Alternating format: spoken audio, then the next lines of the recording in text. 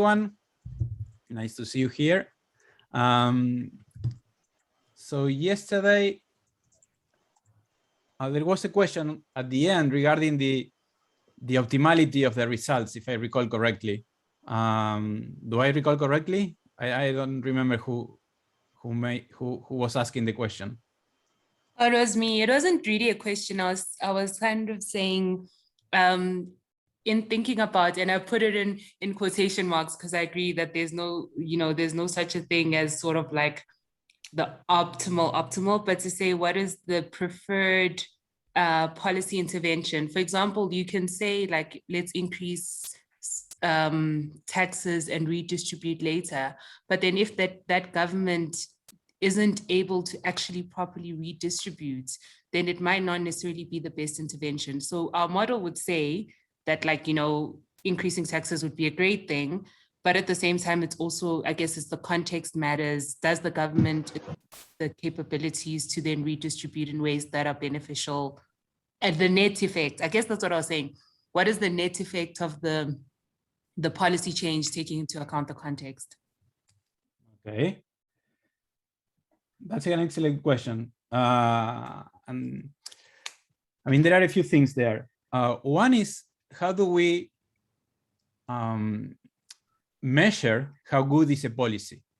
Okay. We can use the model for that, and we can use the model to test different policies and see the trade-offs that each of the policies has with it. Like, for example, if you increase a subsidy, you will have to pay for that, and that will have an impact on the disposable income of some households. For example, if you use income taxes to pay for the subsidies. And if you borrow money to pay for an investment, your real exchange rate will go down, and that will have a negative effects on the tradable sector. So you have all these trade-offs, and with this type of model, you can capture those trade-offs. Okay, so that's one thing. You are taking into account the different trade-offs, and then how do you measure how good is a policy or how bad is a policy? And in that case, it really depends. So if you are focusing on welfare, which is the welfare measure that we can use with this type of models? Basic income grants or something. Actually, we can go one step further and focus on welfare itself, because we have the utility functions, and we can think about the equivalent variation. Okay, not necessarily income, because especially in the model that we are going to see today, if you think about income, you said income, right? Yeah, like a basic income grant. Okay, but if you think about income, that means that you're only taking into account income from, let's say, GDP activities, as we were calling them. While if you think in terms of welfare, everything that goes into the utility function. Okay. I'm sorry. Oh, no problem. Okay, so if you think of in terms of welfare in this type of models, we have the consumption of, let's keep calling them like GDP commodities and non-GDP commodities. Okay, so it's better to think in terms of welfare and not only in terms of income or real income. Okay, because if we think in terms of welfare, we have the consumption of GDP commodities, non-GDP commodities, and leisure, if you like. Okay, so that would be a measure of welfare from the household's point of view. But then, to say that something is optimal or not, it really depends on what's your objective function, because it might be optimal from one point of view, but not from the other one, even though we will always be thinking in terms of an equilibrium solution, a general equilibrium solution. So if you care more about inequality than the average income, your optimal policy will be different from the optimal policy for someone that cares more about inequality and less about the average income. Okay, so it really depends on your objective function. What do you mean by optimal from a policy point of view? Okay, and so what you can do with a general equilibrium model is to run different scenarios. In each scenario, you will have different results for different variables, and then you will have a menu of options. And then you can rank them with different, like using different weights for different results. Okay, and that's how you can say something about the optimality of the policies depending on your preferences in terms of policy objectives. Okay.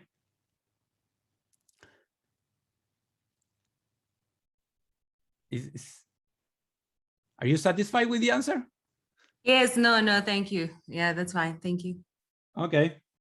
Okay, so it's the issue of optimal policies. I mean, it's not. It's a very interesting one actually, and this is like a footnote. We are working on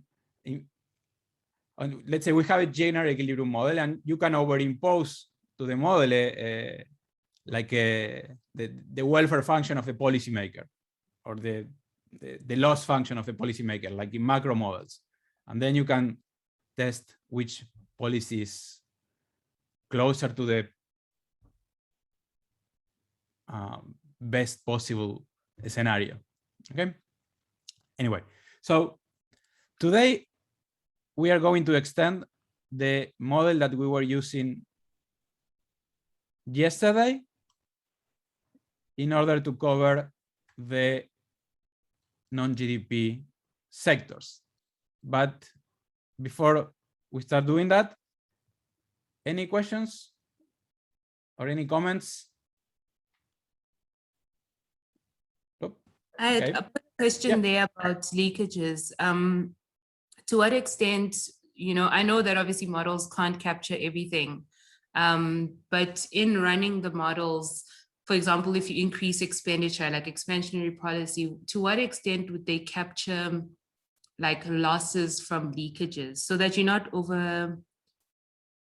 because then it would be an overestimation if it's not taking into account that, let's say, per every $1 the government spends, actually 10 cents of it is lost to corruption, or like, I don't know, irregular expenditure or something like that? Or is that not captured here? Would it have to be something you write as part of your narrative to say, yes, this is our estimate, but you need to consider X, Y, and Z? Okay, that's interesting.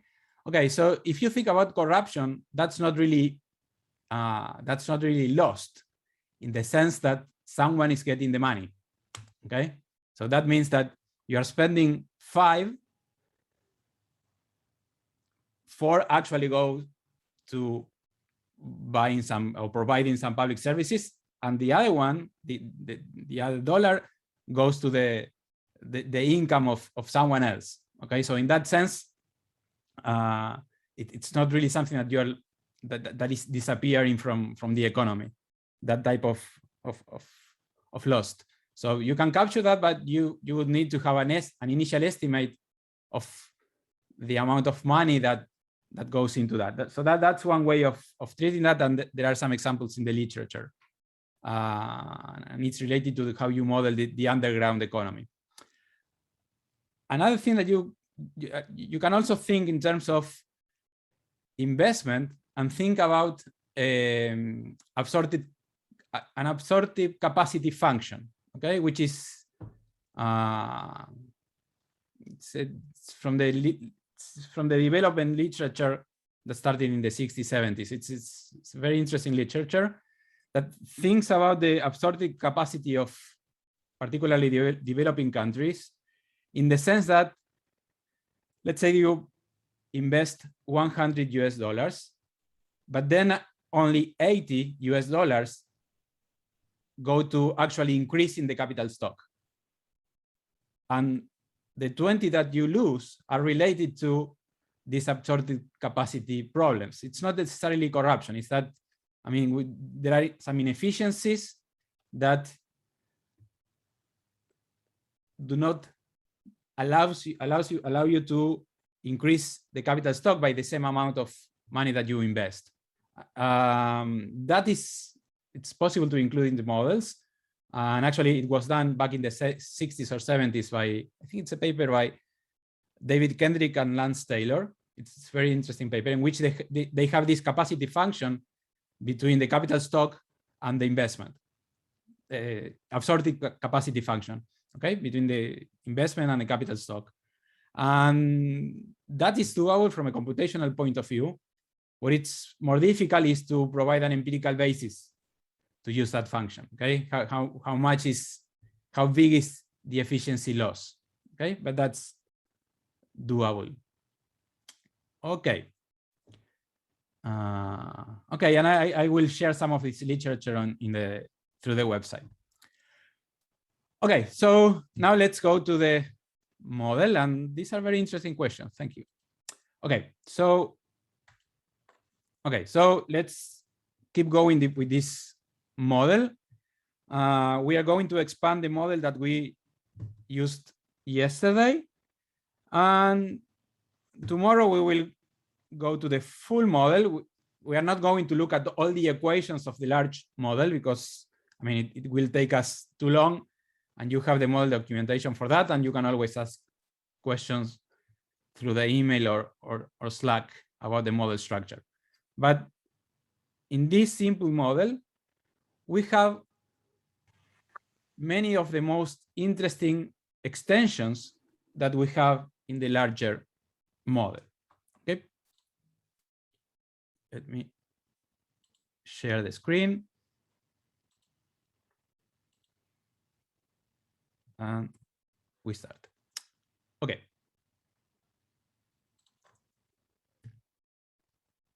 Okay, so the idea is to go through the new sum that we are going to be using today, the additional variables and parameters that we have in this model.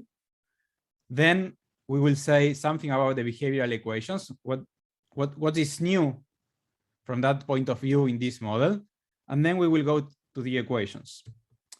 Okay, so this is the new social accounting matrix for this model. It's similar to the one that we saw the other day, with the difference that this is for a closed economy. This is for a closed economy. Okay, so we don't have the rest of the world.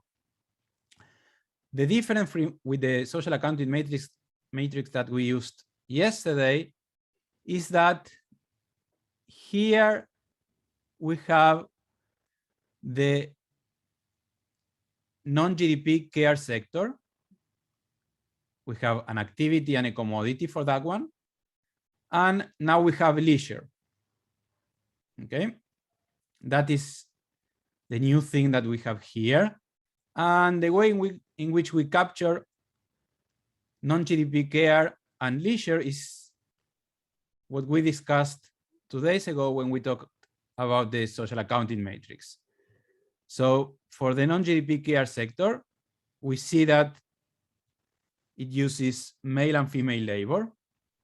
And we know that these labor payments will go to the household, and that household will use that money to pay for these non-GDP care services. Okay, and within the household, we will allow for substitution between men and women doing the unpaid care work. Okay, and how easy to substitute male work with female work will depend on a key parameter that will be an elasticity of substitution, because we are going to be using a constant elasticity of substitution, let's say production function for that. And we will come back to that in a minute. Okay. For leisure, it's the same idea, with the difference that we have one activity for male leisure and another one for female leisure, and we have empty cells here. Okay, for producing female leisure, we don't use male workers, and it's the same for male leisure. We do not use female labor. Okay. In this social accounting matrix, we have only one household. If we were to have more than one household, we would need to have we will need to have as many non-GDP sets of activities as we have households. So if we were to have two households instead of one, we would need to have like 3 non-GDP activities, 1 care and 2 leisures. We will need each of these 3 for each of the households in the social accounting matrix, okay? Because non-GDP care services, generally speaking, you cannot consume, let's say, the services provided by a different households. At least not in this model. That is something that we will allow in the larger model. Okay, so this is the social accounting matrix. So now let's have a look at how the model works. So now we have these non-GDP services, and the idea is that the households will have sorry.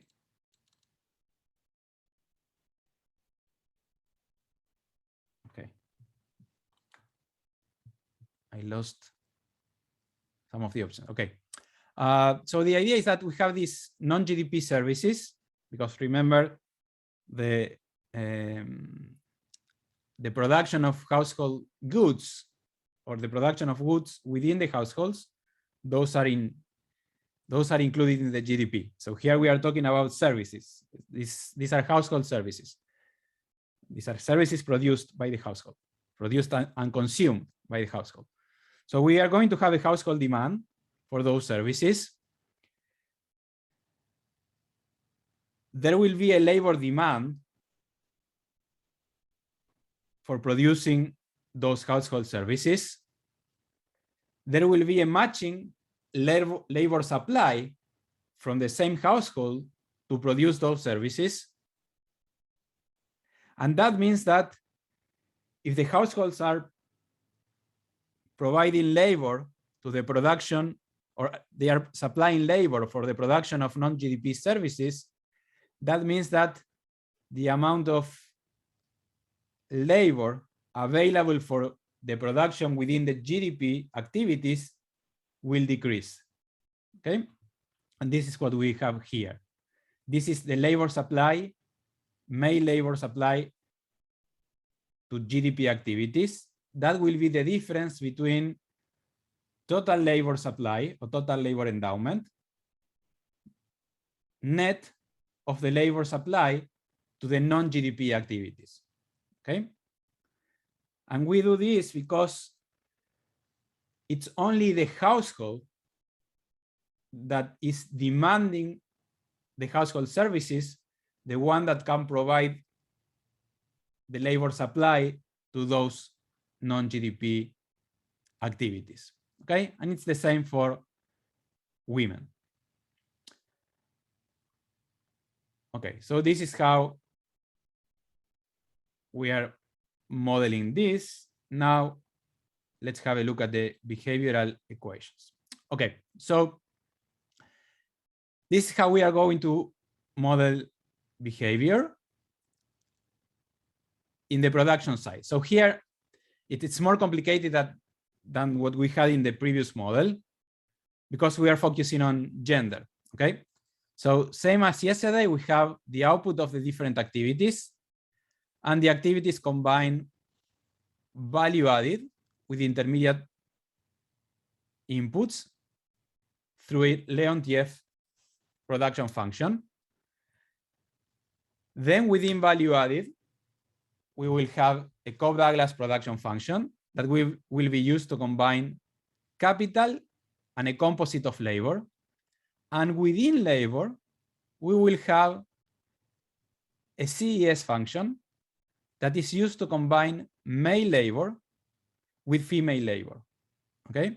So this is different from what we had yesterday, because yesterday we had only one nest, or one one level production function or value added production function.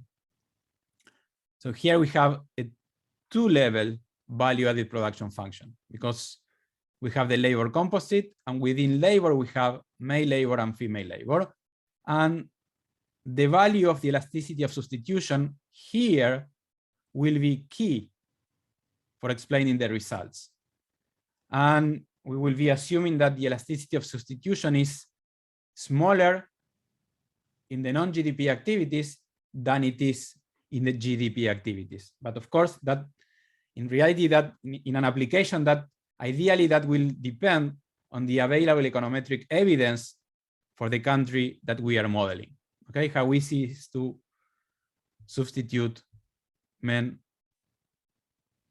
with women in terms of work. Okay, for the GDP, the non-GDP activities, it's the same. Actually, the code is the same, but it simplifies because we are assuming that for the non-GDP activities, we don't use intermediate input, we don't use capital, so it's only labor, and we allow for the substitution between male labor and female labor. Okay, and here is household labor. Okay, because there has to be a link between the household services and the households that are consuming them.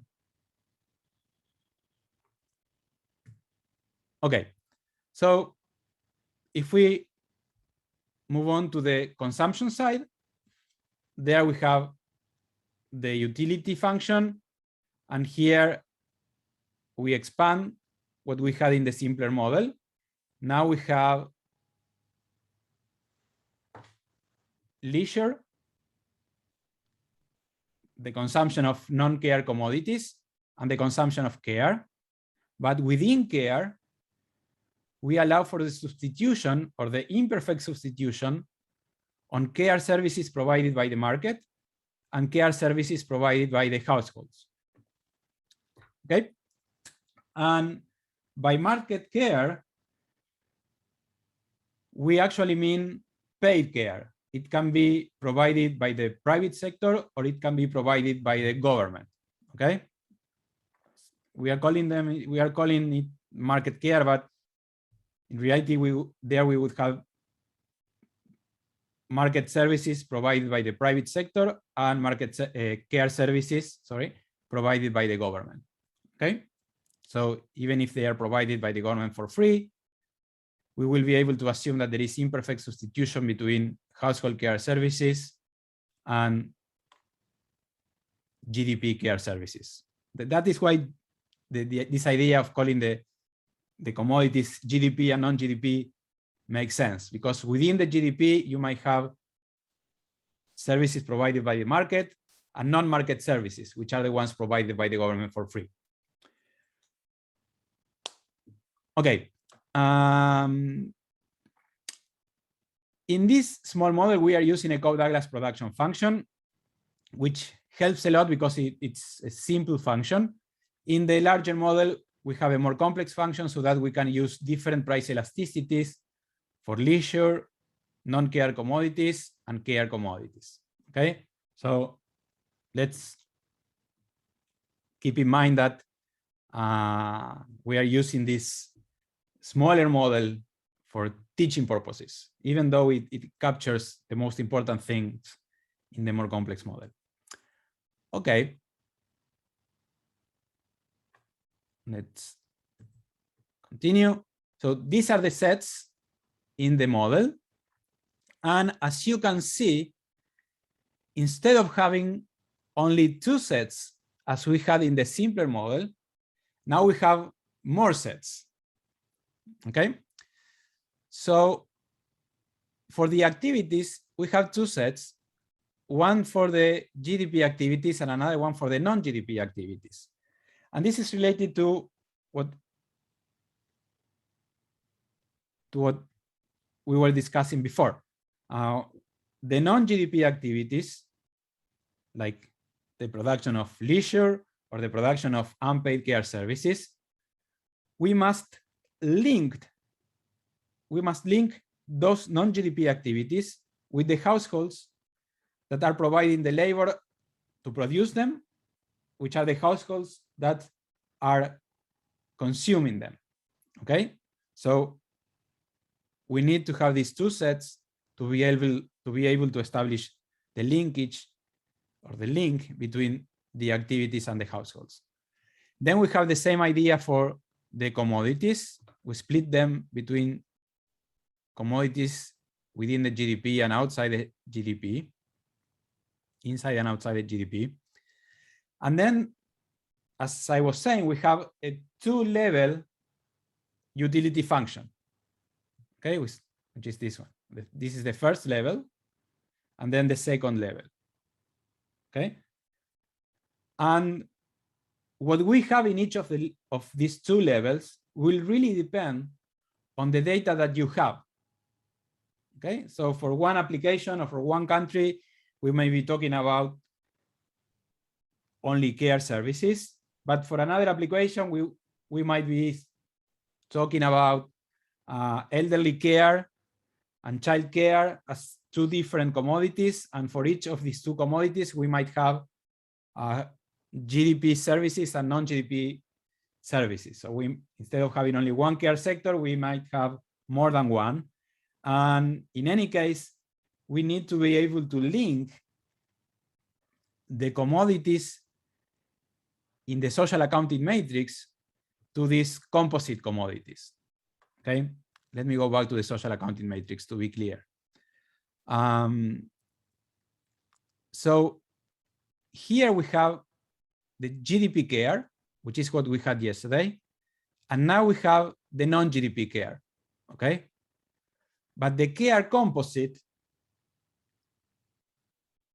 does not show up in the social accounting matrix, okay? That is something that we create inside the model to link these two commodities and activities that we have, actually these two commodities that we have in the social accounting matrix, okay? This composite care. And it's the same for labor, okay? If we look at the factors, in the social accounting matrix, we only have men and women. We do not have the composite. So the composite of labor and the composite of care services, that is something that we have in the model, okay? But we have to tell the model what do we include in each of the composite commodities or composite factors, okay? So for the factors, this model is simple because we only have labor, so that will be part of the equations. But for the commodities, we do have the flexibility, and that is why we need these additional sets. Okay, so these are the commodities, C1 in the top level of the utility function, C2 are the commodities in the bottom level of the utility function, and then we make a distinction between commodities in the social accounting matrix and commodities, these composite commodities that do not appear in the social accounting matrix.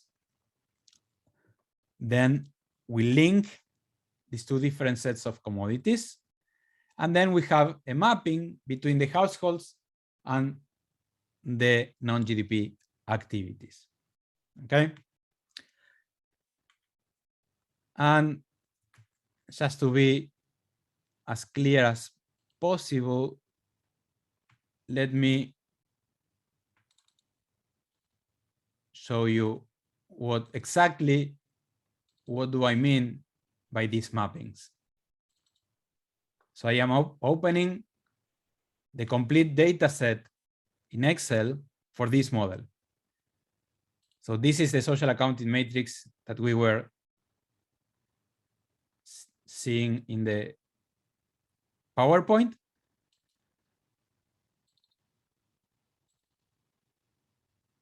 And here we have the mapping between the commodities in the social accounting matrix and the composite commodities and the composite commodity that we call C reproductive or C care.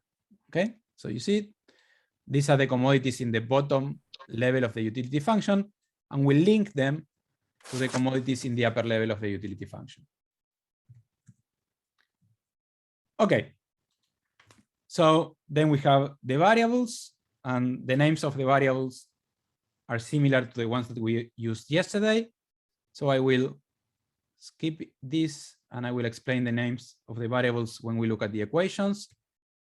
Then the parameters, there are additional parameters because the model is more complex. Don't get mad at me. And then we have the behavioral equations. So the new thing here is that together with the same Cobb-Douglas functions that we have in the model from yesterday, now we have CES functions. One CES function to combine male labor with female labor, and another one to combine GDP care commodities with non-GDP care commodities.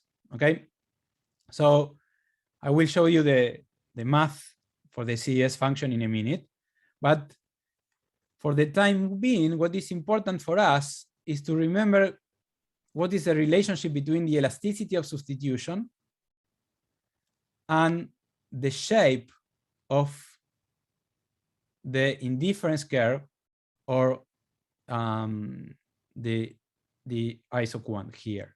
Okay, so if sigma is equal to 0, that means that we are in the Leontief world, or that we have fixed coefficients. Okay, so there is no possibility of substituting male labor with female labor. Okay, so this is the point that we will always choose.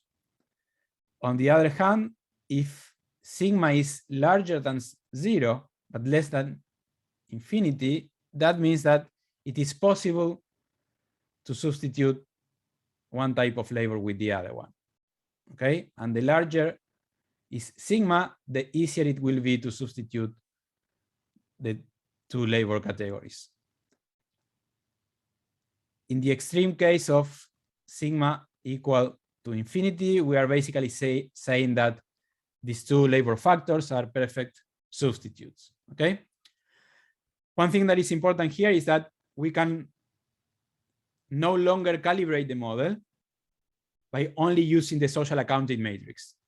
We need to combine the social accounting matrix with an estimate for the elasticity of substitution for each of the activities when we talk about this particular elasticity of substitution. So we have to combine the social accounting matrix with outside estimates for this particular elasticity of substitution. Okay, and that is where the econometric critique of the CGE model fits in. Okay, the idea is that, okay, so you need these elasticities, that's fine, but where do you get them from? Okay, and ideally the answer would be we have econometric evidence for this country that provides the value for this elasticity. If we don't have that, we use expert opinion or maybe common sense. And in any case, it's important to do some sensitivity analysis, okay, so that we know how the model reacts when we use different elasticities. Okay. And then one thing that is important is that we're using a general equilibrium model. So many of the results of the model will be robust to changes in several of the elasticities, because I'm not saying that we will get exactly the same number, but the numbers are going to be fairly close. Okay, so not all the elasticities are equally relevant for the for a given shock that we assess with the model. So depending on the question that we are asking the model, the key elasticities are going to be different. Okay, and that is important, taking into account that is related to the fact that we have a general equilibrium model. Okay, that's an important point. Anyway, in any case, doing sensitivity analysis is a must. Okay, we need to know how sensitive is our model. Okay, So within the household, we have the same idea, but instead of having male labor and female labor, we have GDP care services and non-GDP care services. Okay, but it's the same idea. Here we are defining the composition of the composite of the care services demanded by the household. Okay, and these are the equations.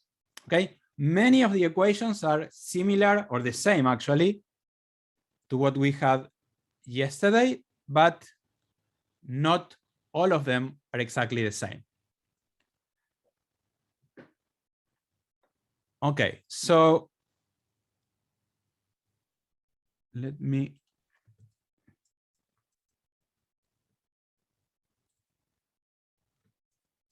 realize that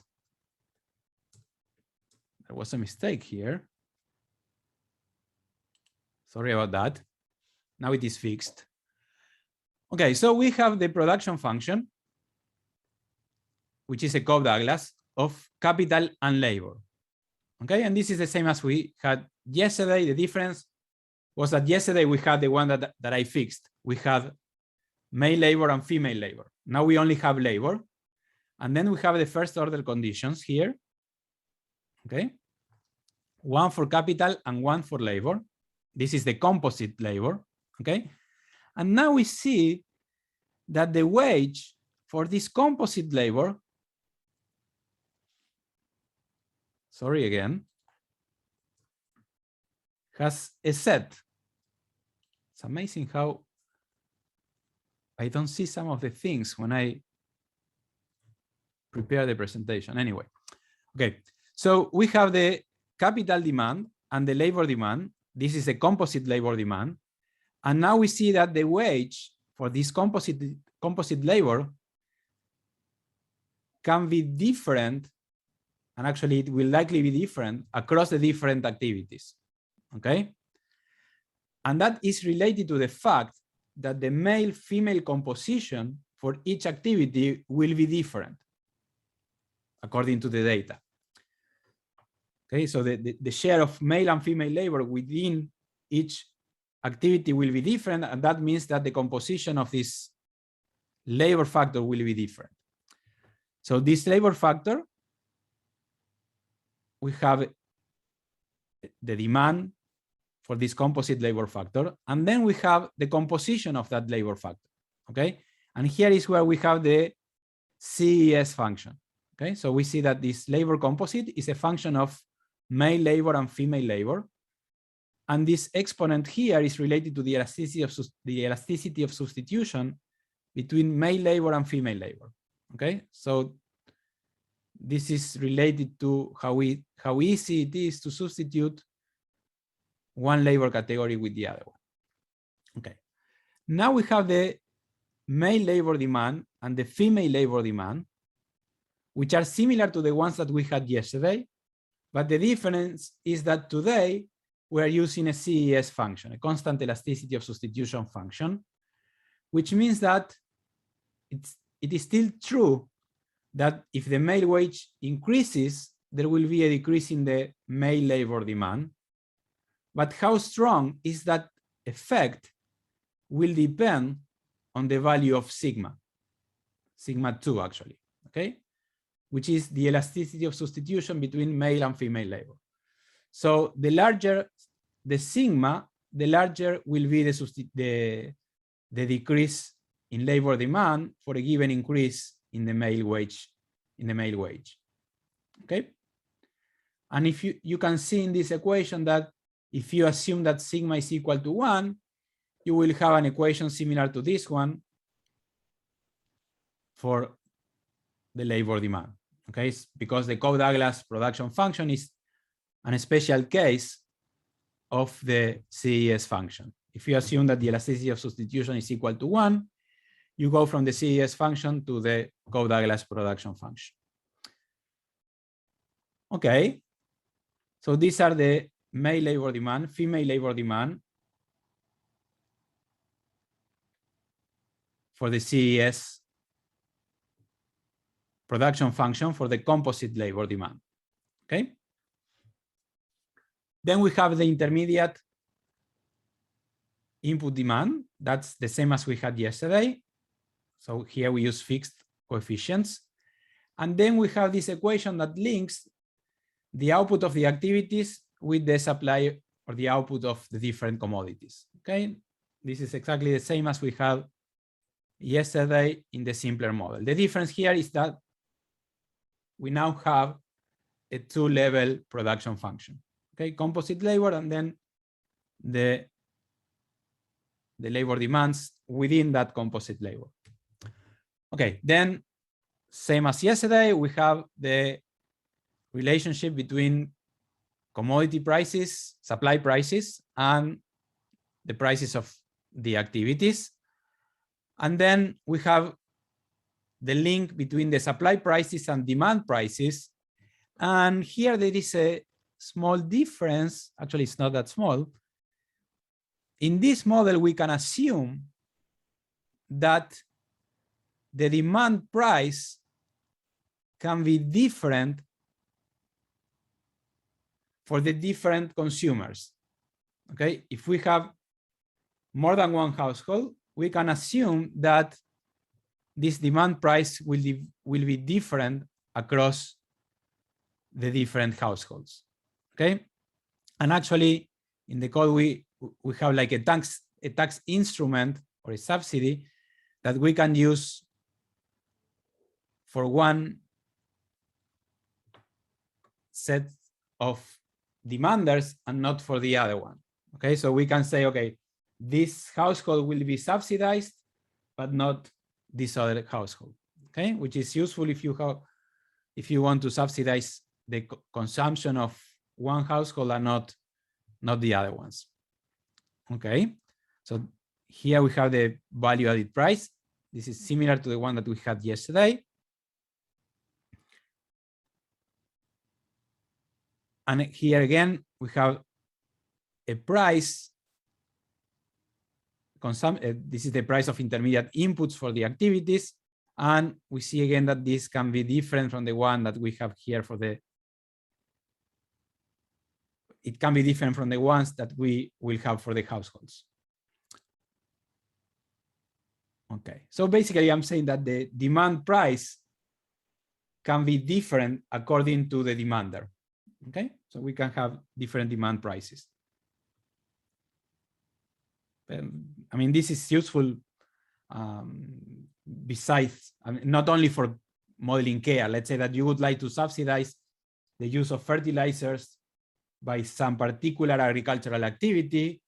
That means that the demand price for fertilizers for that particular agricultural activity will be different from the price of fertilizers that is paid by other agricultural activities or even by the households. Okay, so having this flexibility is useful in terms of how we can define the different policy instruments. Okay, then we have the factor incomes and factor supplies. Here the idea is similar to what we had yesterday. The difference is that we have to make this distinction between GDP and non-GDP activities. Okay, so the capital income from GDP, and actually for capital, we are assuming that there will be capital income only from GDP activities. So this capital income is related to capital payments by the different activities inside the GDP. Okay, so we go over all the activities in the GDP. Then we have male labor income and female labor income from GDP activities. Okay, and this is what we have here. So we go over all the GDP activities and we get payments to male labor from GDP activities and the same for female labor. And then we have the male labor income from non-GDP activities. Okay, and the same for females. Okay, so we distinguish between male and female labor income from non-GDP activities, okay? Remember that these are the activities that produce the household services. So that's why we make a distinction between these different sources of income, okay? So the first three equations are the ones that you will find in any CGE model, okay? Because most of the time, we only care about the GDP sectors.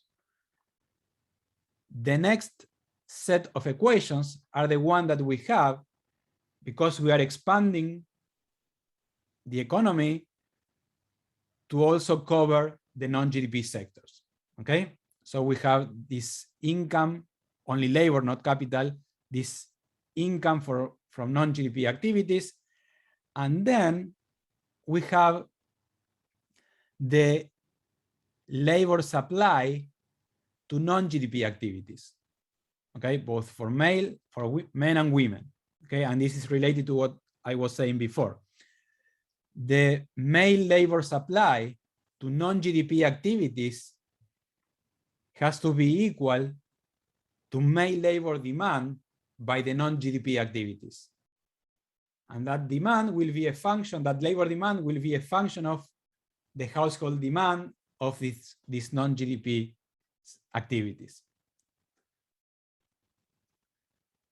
Okay, I hope the logic is clear. Then we have the female labor supply to the non-GDP activities.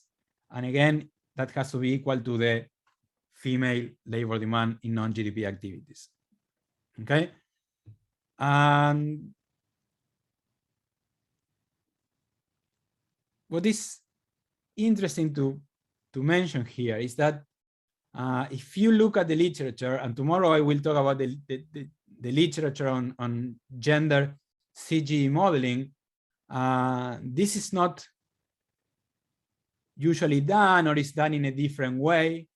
What we found is that this is like a transparent way of modeling these GDP and non-GDP activities. And of course, if you only have one household, this is much easier, okay? So I'm showing you what needs to be done when you have more than one household, as we are going to have in the Korean model. Okay. And as you should have in an application of this type of modeling to the care sector, okay? There are different care needs. Okay. So now we have the equilibrium conditions for the factors. This is the total endowment of capital, and for capital, everything goes to the GDP sectors. This is the one for a similar equation, but for male labor. So here we see that the labor supply, male labor supply to GDP activities, is the difference between the labor endowment minus the labor that goes to the non-GDP sectors, and the same for female labor, okay? So the female labor that goes to the GDP sectors is the difference between the total female labor endowment and the female labor that is being used in the production of GDP services. Okay. So you see how there is an endogenous time use decision here, okay? How much labor I use for non-GDP sectors and how much labor I use for non-GDP sectors. And within the non-GDP sectors, we have leisure, okay? Okay, then we have total household income. And here we will include capital income, labor income from GDP, and labor income from non-GDP, and transfers from the government. Okay, so this is an expanded idea of household income. This is what you have in the household row in the social accounting matrix. Okay, if you look at the row for the household in the social accounting matrix, we have all the sources of income, okay? Labor income, capital income, and government. And within labor income, we do not distinguish between labor used in GDP activities and labor used in non-GDP activities, okay? We can infer now that from the consumption of the household. But from the income side, everything is income. So that is what we have here. Then the household demand will be equal. It will similar to what we saw yesterday, actually. The difference is that this is the tax base for the income tax. Okay, so yesterday the tax base for the income tax was YH. Okay. But given that within this income variable we have both GDP and non-GDP income, we cannot have the same assumption as yesterday. So the tax base for the income tax is total income net of the non-GDP income. Okay, so the income tax is imposed over GDP income, only GDP income. So that is what we have here. Okay, so this distinction is extremely important. And then we have the second nest or the second level for the utility function. Okay, so this is for the top level. And here we will have a demand for the composite care services.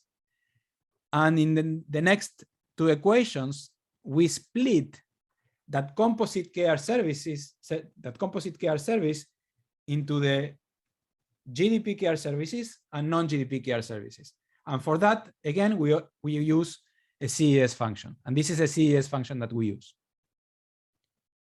Okay, so this is the CGE function that combines commodities in the bottom nest.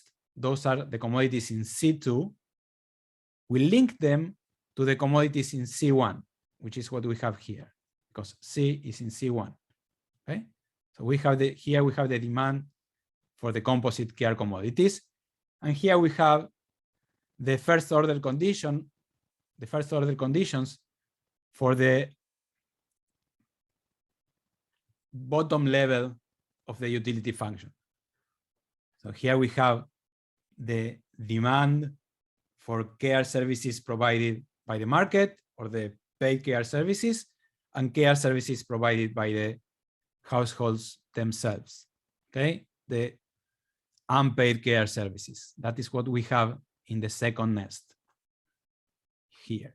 Okay, so this is the CGE function, and you can check that the functional forms are the same that we had before for male labor demand and female labor demand on the production side. Then we have the government income, which is the same as we had yesterday. The only difference, again, is that the tax base for the income tax is total income for the household net of income from non-GDP activities. The same expenditures for the government. The only difference is that now we can have a different price for government consumption. And then the macro closure for the government in terms of the government budget is the same as we had yesterday. Total government revenue has to be equal to total government expenditures, and we use the income tax rate as the clearing variable. Okay, so if there is an increase in government expenditure, there will be a matching increase in the income tax rate. Okay, so that the government budget is balanced in the sense that these two variables are equal. And finally, we have the market equilibrium conditions.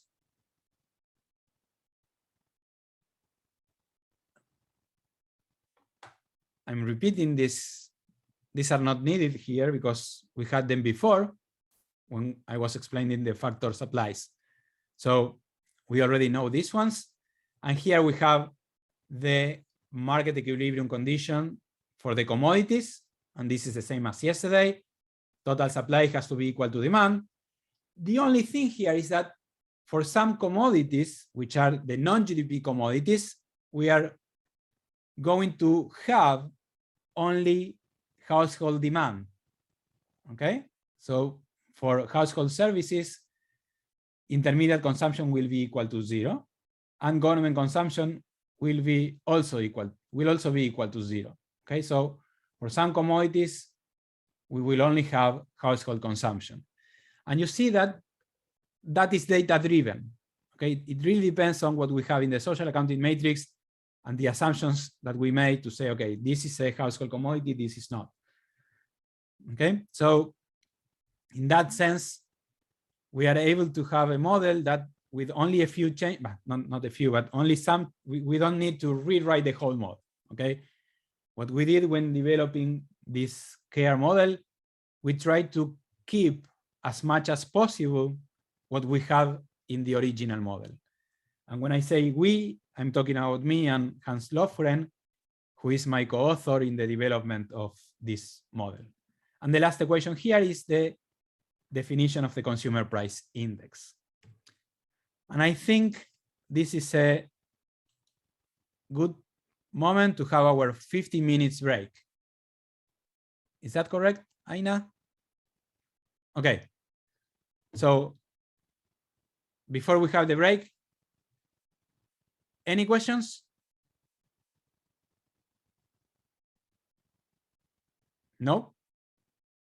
Okay, so then we break for 50 minutes and then we come back to this model and we use this model to run some experiments. Okay. There are a few questions here. Okay, why there is no equilibrium condition for intermediate inputs, or it's included in the equilibrium conditions for all goods C? I mean, yes, it's part of the equilibrium condition for commodity C. We only have one equilibrium conditions for the different commodities. Okay, it doesn't really matter if the commodity is only an intermediate input, if it's only a final consumption commodity, or if it's only a commodity that it's being consumed or provided by the government. It's only one equation that will it will fit that equation whatever we have in the social accounting matrix. Okay, that's related to how you can code the model in GAMS, which is the language that we use to code the models. Okay, so but what is nice is it's flexible in that sense. You can use one equation to tackle different situations. Okay, then the equation for government expenditures, government transfer is actually the government transfers in this model. They are like they are a transfers. It's a transfer of purchasing power, let's say. Okay, it's an amount of money that goes to the households, and then they can use that amount of money to buy whatever they want. Okay, it goes straight to the income of the household. If you look, or if we look at the, let me show it to you. If we look at the income equation for the household, here we have the transfer from the government to the household. So given that the transfer goes to the income, that means that that amount of money can be used to buy anything that the household wants, as long as it is a GDP commodity, which means that the household cannot use the transfers to from the government to buy non-GDP commodities. For those, the household need to spend time producing them. Okay, so that's the answer. Let me see the chat. Okay, and then why do we need the scaling factor? Okay, we need the scaling factor for the income tax because we are in a general equilibrium model, which means that, as I was saying before, if there is an increase in government expenditures, there has to be an increase in government income, or there has to be a decrease in other government expenditure. Okay, so what you can increase, let's say in a larger model, you can increase investment, and you can finance that by decreasing recurrent spending. Okay, you can switch from one type of spending to the other one. The point is that if you increase spending, you need to finance that.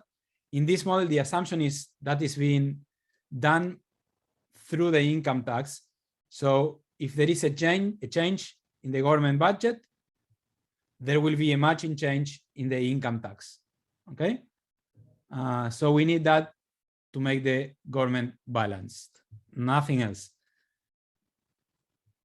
Another way of thinking about this is that in this model, we can link each of the equations to one variable of the model.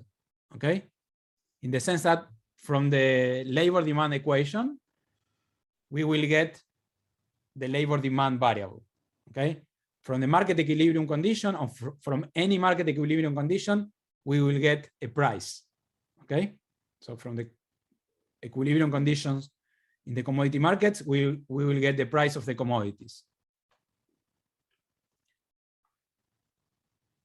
From the equation that sets the government revenue equal to government expenditures or government spending, from that equation, we will get this scaling factor from the income tax rate. Okay, so the income tax rate will go up or down so that that equation is always true. Okay, so that is the variable that we are going to get from that equation. Okay, so now let's go to the simulations, and so that you have some time to work with the model, or at least work with the results from the model. Okay, so same as yesterday, you need to have the mini GEMKR model that we used yesterday to work on this second set of simulations. I trust you were able to install it. If you were not able to do it and you would like to do it, send me a message in Slack or through Slack or an email, and we'll fix any problem.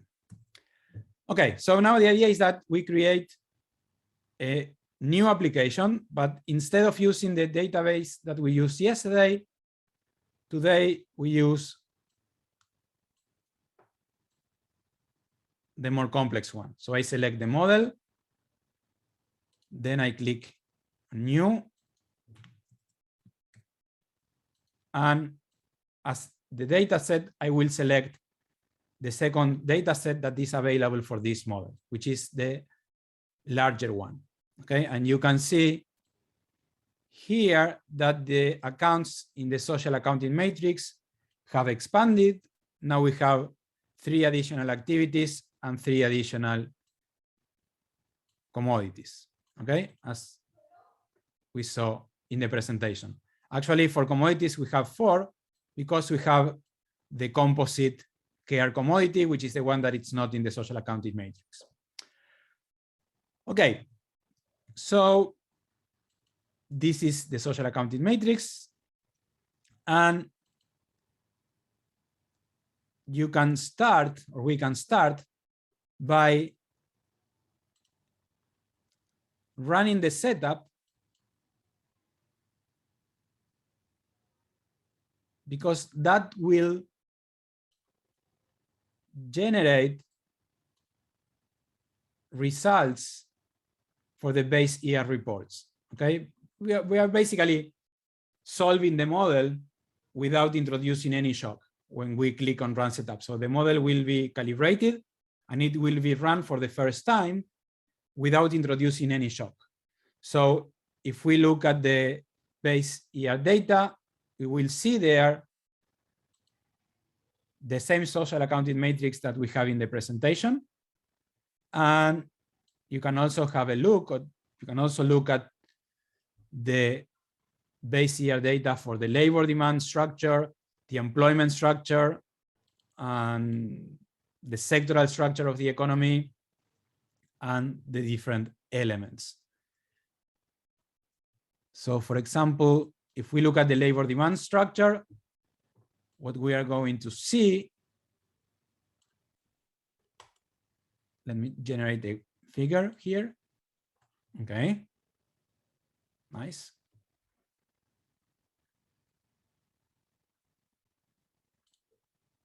Okay, so here what we see is, this is a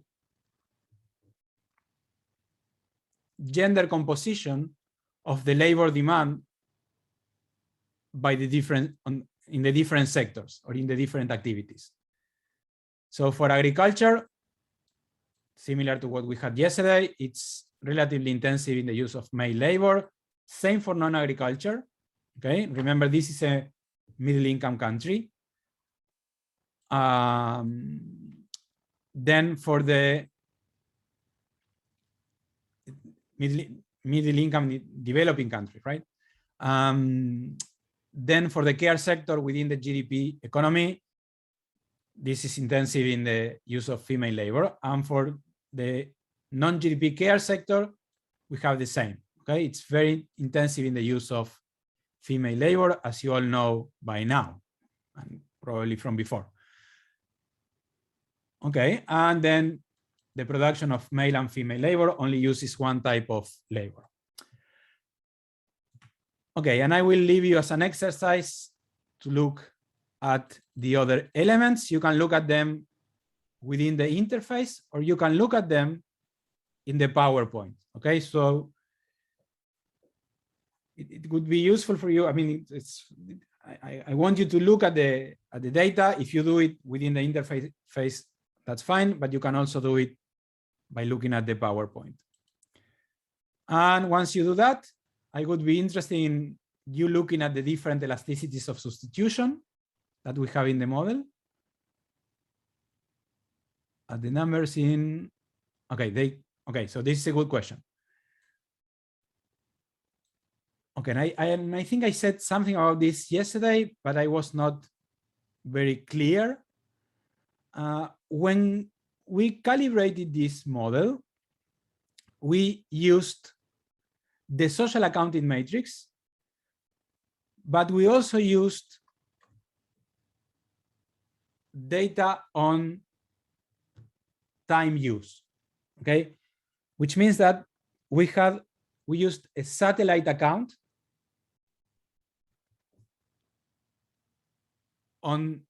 with information on the number of hours in a given year. Let's say the social accounting matrix is for 2017. So we had the information for that year on the number of hours that both women and men were allocating to all of the activities that we have in the model.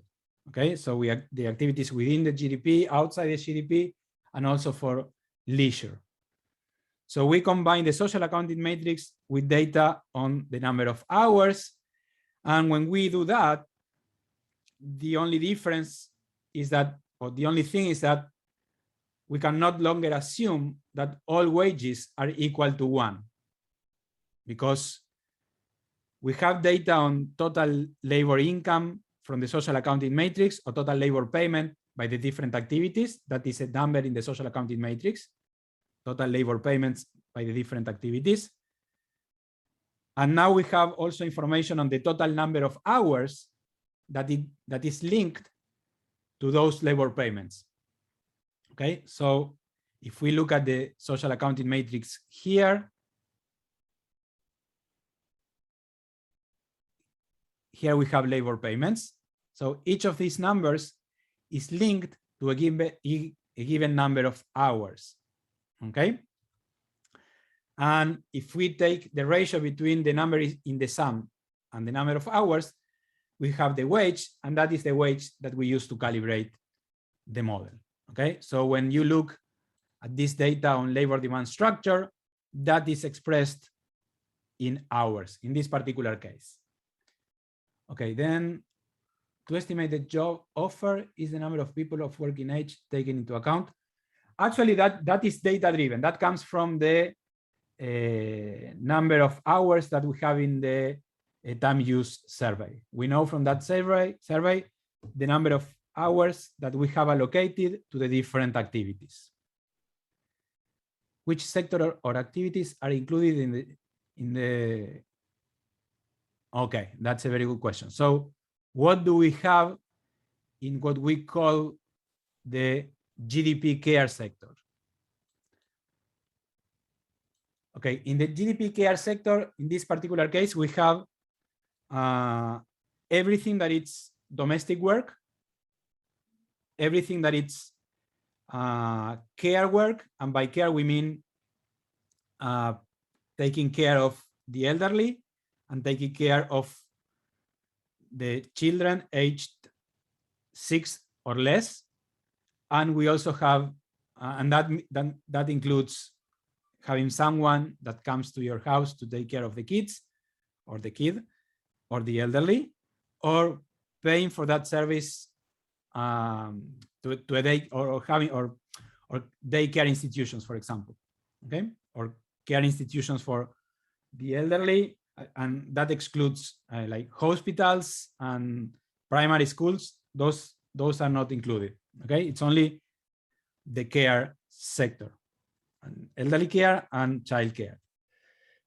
But again, that really depends on the question that you are asking the model, that you are asking to the model. And you can have, as I was saying before, you can have more than one care sector. It's not, you don't need to have a single GDP care sector. Okay, it really depends on the question. Like for example, in the case of Korea, we have elderly care and child care. And if you look at the labor demand of these two sectors within the GDP economy, they are very different. Both of them are relatively intensive in the use of female labor, but the child care sector is more intensive in the use of skilled female labor, more than the elderly care sector. And that is something that will make a difference when you start running simulations. So in that case, it really makes sense to have a care sector for the elderly and a care sector for the children. Okay, so same as before, you start by looking at the simulation data. Next step, to the base year data. Then it's also useful to look at the different elasticities of substitution and the different elasticities that you have in the model, so that you see which are the assumptions that we are making. Okay, and you have in the PowerPoint the different elasticities. This is the elasticity of substitution in the top level of the production function, bottom level of the production function, and this is the one in the bottom level of the utility function. Okay, and once you do that, these are the three scenarios that I would like you to analyze. It's a 20%, 25% in subsidy on GDP care services, then a 25% subsidy on non-GDP care services. So, I mean, and we are doing this only for learning purposes. So in the first case, we subsidize care services within the GDP economy. In the second case, it's a subsidy to the production of care services within the household. It's like you are paying for those that provide unpaid care services. Okay, and you can make it a subsidy if these services are produced both by female labor and male labor, mostly female labor. Here we are providing a subsidy to the production of the service. It doesn't really matter who's getting the money in this simulation. Okay, and then we have a simulation in which we increase by 10% the production of GDP care services. Okay, and this, I mean, in a more complex model, this last one could be linked to the improvement of some type of infrastructure that is relevant for the production of care services. Okay, so you improve the road infrastructure, so it's easier or it's more efficient to provide care services within the GDP. And I think this is related to what you did, to the type of exercises that you discussed with Thomas and Ajit. I'm not completely sure. But we are basically seeing, okay, there is an increase in total factor productivity in the production of this type of care services. The thing is, here is an exogenous TFP increase. This is like manna from heaven. Okay, so now no one is paying for this TFP increase. In a more complex model, or even in this model, you can link that increase in TFP to an increase in government spending. So the government is financing an investment that will allow to increase the total factor productivity in the production of GDP care services. Okay, and here you have the different mechanisms and some of the results. Okay, macro results and sectoral results in terms of output and household consumption, and in terms of prices and household income.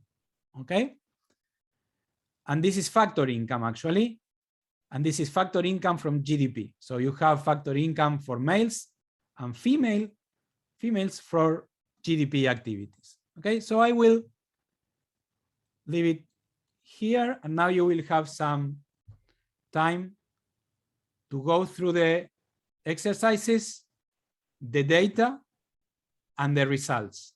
Okay, and the idea is that you try to do the same as we did yesterday, but now with a more complex model. Okay, which means looking at the different transmission channels. Where do we start with this shock?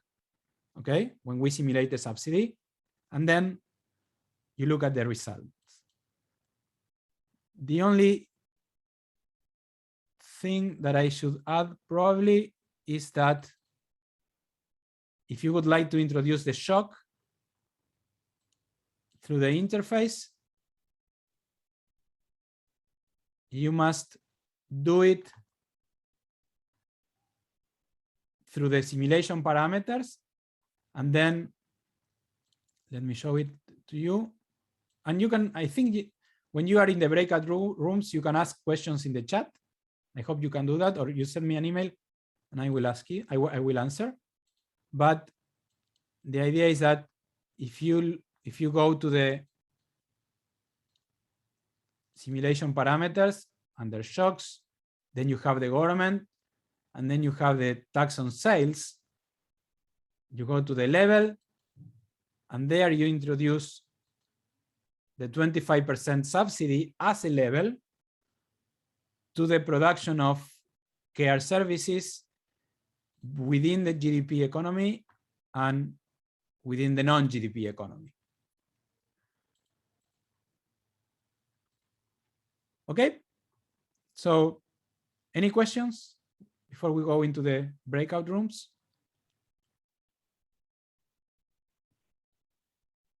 No? Okay, so you take time to, again, think about the shock, think about the transmission channels. You have some material in the presentation, and you have the presentation from the website, and try to make sense of the results. And then we look at the results together. And we only have 4 minutes to finish, but I think it was interesting to discuss with almost all of you. I only missed one group, which was the Spanish speaking group. So I'm sorry about that. Hopefully tomorrow we will have, I will start with that one. Okay. But anyway, so I saw that you were looking at the different results, tracking the results through the model. I realized that in the PowerPoint, I did not show the results for the labor demand by the different activities, okay? Which was a key result to explain why in the first simulation there was a decrease in the leisure demand for men, okay? As you might have noticed. So, okay, we don't have lots of time, but let me take 1 minute to go to the presentation and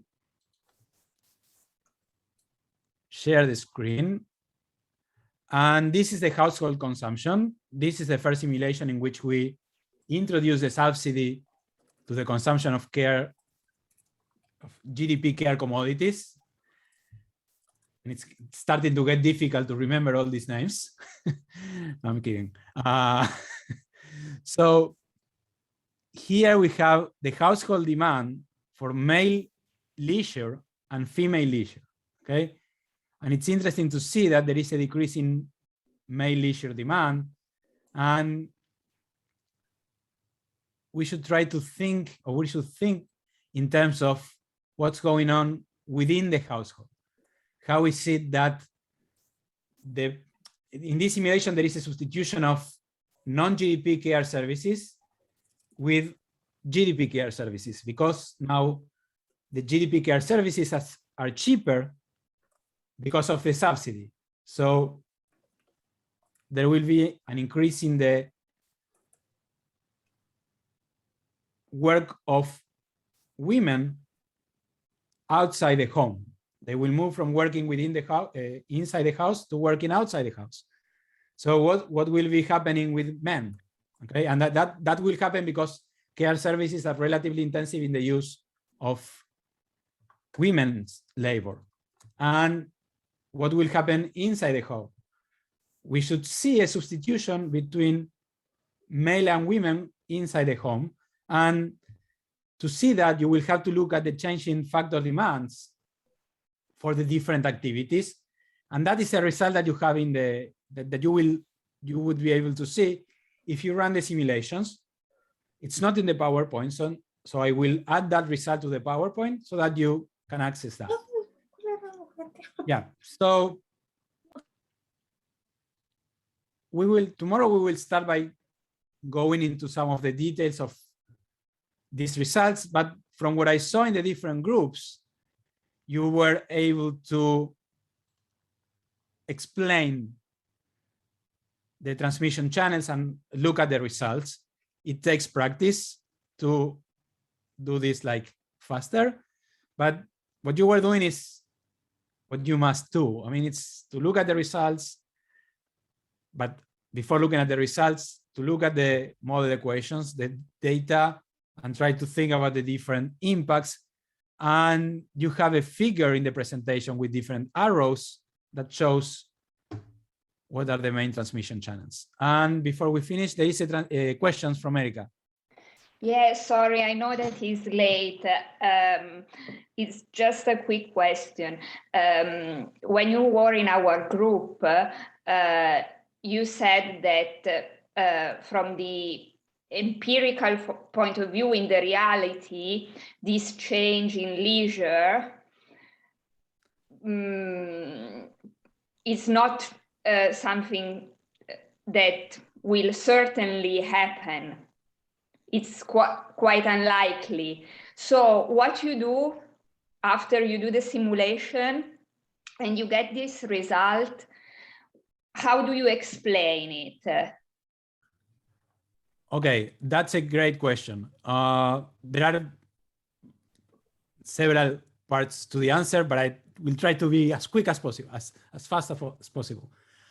So one thing is that we are using a Cobb-Douglas production function. So from the start, we know that we are imposing that all price elasticities, own price elasticities, are equal to 1. And that is a a huge assumption. Okay, so that's one thing. But let's say even with the more reasonable assumptions for the elasticities, and tomorrow we will change those elasticities, but let's say that we have a model with more reasonable elasticities and we still have a result that we don't think passes the reality check, which is your point. I mean, this result, I mean, I can explain the result within the logic of the model. That is something that we can do by definition. We can explain the result within the logic of the model, but that is a result that I don't think it's true. I don't believe it, okay? What you do in that case, if that is truly the case, you have to revise the model calibration. Is it a problem of the data? Is that result driven by the assumption that I'm making for this particular elasticity? And to be able to think in those terms, you need to know which are the key elasticities for the different shocks, which is related to what I said before, okay? Which are the key elasticities for the different shocks. And you may say, no, okay, the elasticity is the right one, okay? So maybe it's the data. Is this the right data? I mean, does it make sense to have a care sector that is relatively intensive in the use of male labor? Maybe the data is wrong. Or maybe the logic of your model is wrong. Remember what we said the first day. We are doing theory with numbers. So we make a huge act of faith, let's call it that way, when we say that we believe in economic theory and we put numbers to the theory, okay? And it might well be the case that the theory that we are using is not the right one, given what you expect to see, or given what we are trying to study. Okay, so those are the different things. In any case, the value added of doing this general equilibrium modeling is that you will be able to explain any result that you get from the model, and that will shows you which are the transmission channels that are the most relevant to explain the result that you are getting.